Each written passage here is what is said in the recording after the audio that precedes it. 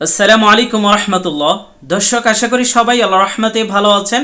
আর একটি নতুন ভিডিও নিয়ে আবারও আপনাদের মাঝেই চলে আসলাম। আজকের ভিডিওটি স্পেশালি প্রবাসী ভাইদের জন্য, যারা প্রবাসে অবস্থান করছেন।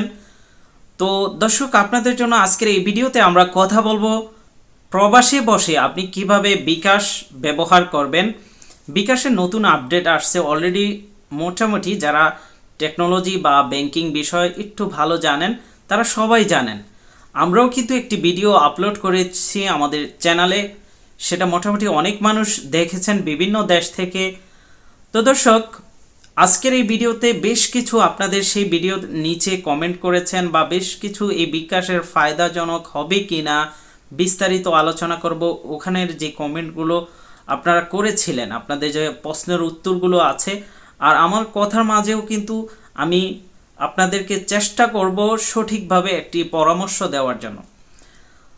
নাম্বার ওয়ান কথা হচ্ছে, আপনি যদি বর্তমানে বিকাশ অ্যাকাউন্ট আপনার এনআইডি কার্ডে যদি নতুন খুলতে চান, এনআইডি কার্ডে যদি বিকাশ না থাকে, সেক্ষেত্রে আপনি চাইলে আপনি যে দেশে বর্তমানে যে 12টা দেশ আছে, দেশের নাম্বার দিয়ে খোলা যায়, সেগুলোতে আপনি বিকাশ অ্যাকাউন্ট খুলতে পারবেন।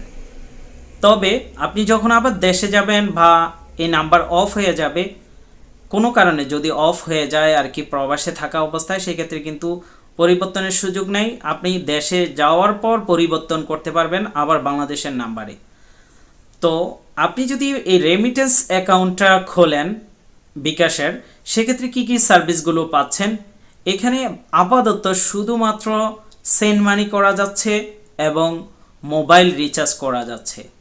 আর একটা অপশন আছে রেমিটেন্স, বাট এটা কি আমাদের জন্য কাজে আসবে কিনা সে বিষয়ে আলোচনা করব।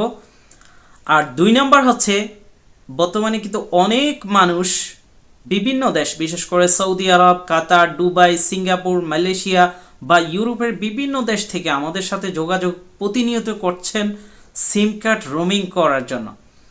তো অনেকের কাছে আলহামদুলিল্লাহ আমাদের মাধ্যমে সিম কার্ড রোমিং করে নিয়েছেন, বা আপনারা নিজে নিজে রোমিং করেছেন।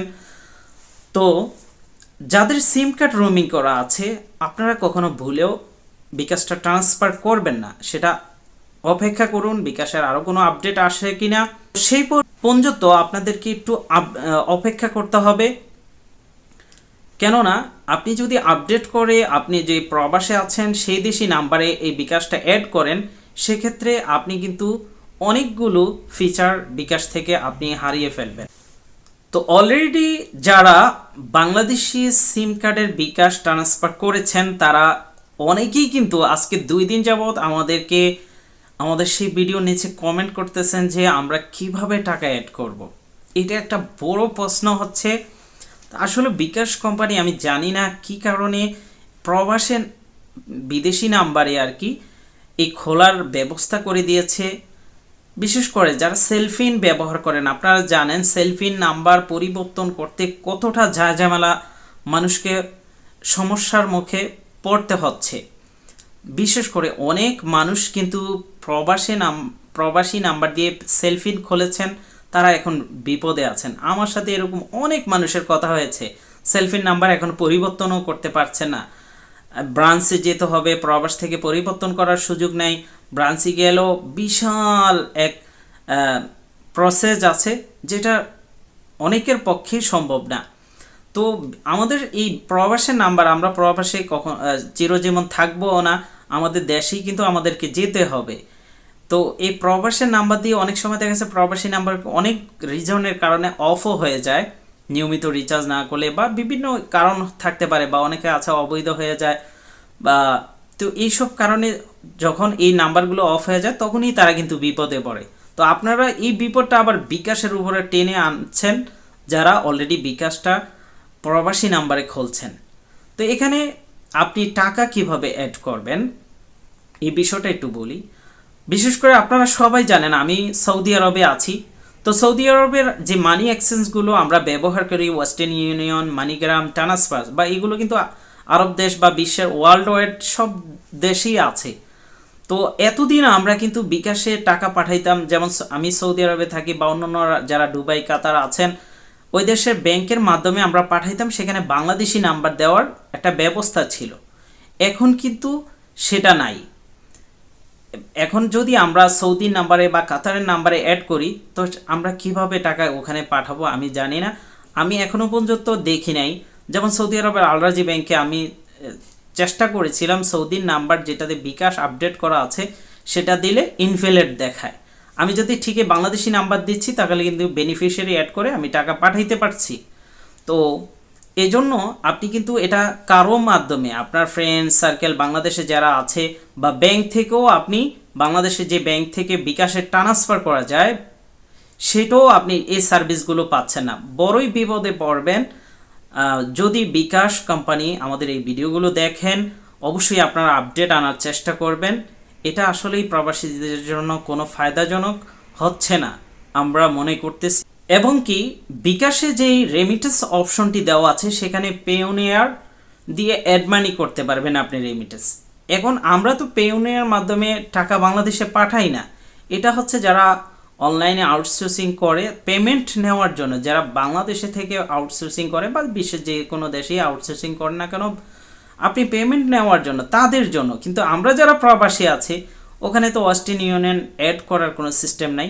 তো আসলে সেক্ষেত্রে দেখা যাচ্ছে আমি কোনো আমার ফ্রেন্ড সার্কেল থেকেও বিকাশে টাকা ঢুকাইতে পারবো না। বাংলাদেশের কোনো ব্যাংকের অ্যাপস থেকে যেটা আমরা এতদিন করতাম, দেখা যাচ্ছে ব্যাংক বন্ধ থাকলেও আমরা ব্যাংক থেকে বিকাশে ট্রান্সফার করে আমাদের ফ্যামিলিদেরকে টাকা পাঠাইতাম। তো দর্শক আমাদের কথাগুলো কিন্তু ধৈর্য সহকারে আপনাদেরকে শুনতে হবে। তো সেক্ষেত্রে আমরা এই বিকাশের ফিচারটা কিন্তু প্রবাসের থেকে খুব সুন্দরভাবে ব্যবহার করতে পারতাম। তো আমাদের যাদের সিম কার্ড রোমিং করা আছে এখন লোকেশন লক হয়ে যাওয়ার কারণে আমরা অনেকে আছি ব্যবহার করতে পারছি না বিকাশ অ্যাপস। তবে আপনি ডায়াল করে তো অবশ্যই ব্যবহার করতে পারবেন।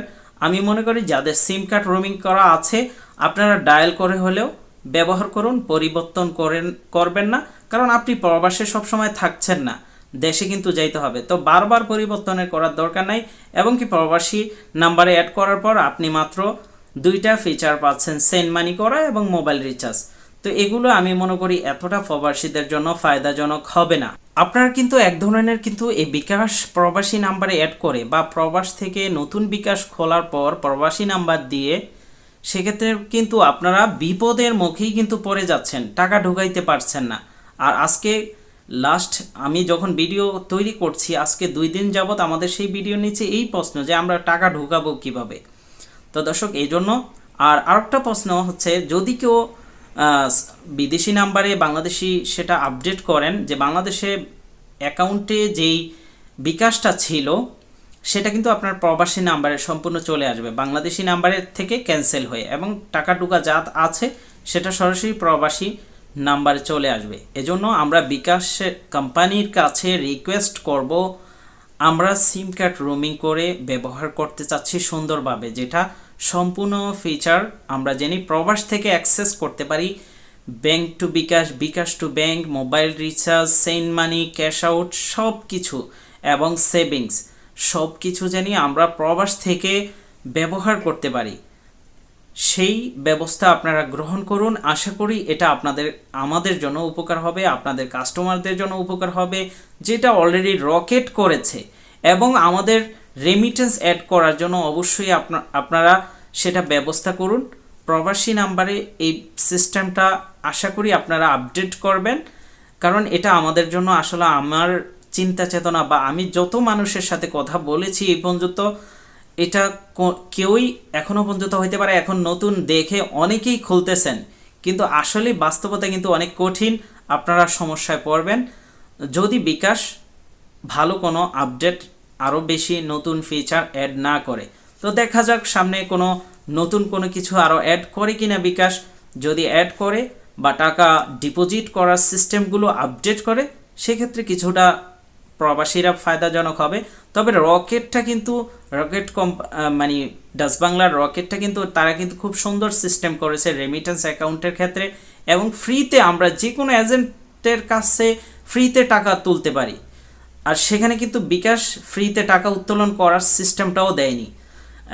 আমরা এক তো রেমিটেন্স অ্যাকাউন্ট খুলে কিছুই পাচ্ছি না, এরপরে আবার এটা সেন্ড মানি আমার পরিবারের কাছে পাঠাইলে তারা আবার উঠাইতে গেলে সেখানেও তারা 1020 টাকা নিয়ে যাবে। তো আমাদের লসের উপরে লস, আমরা তো ব্যাংকেই টাকা পাঠাইতে পারি, বিকাশে কেন পাঠাবো?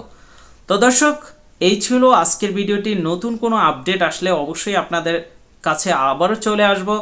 তাই আমাদের সাথে থাকার জন্য অবশ্যই আমাদের চ্যানেলটি সাবস্ক্রাইব করে রাখুন এবং পাশে থাকা বেল আইকনটি বাজিয়ে রাখুন।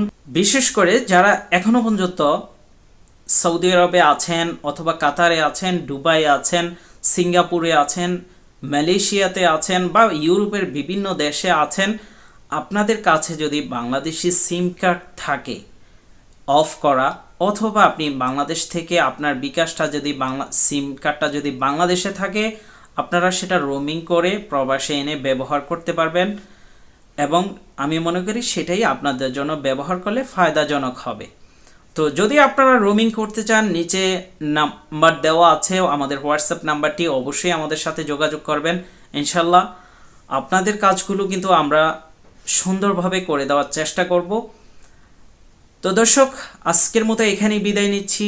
অন্য কোনো ভিডিওতে আবারও দেখা হচ্ছে। আসসালামু আলাইকুম ওয়া রাহমাতুল্লাহ।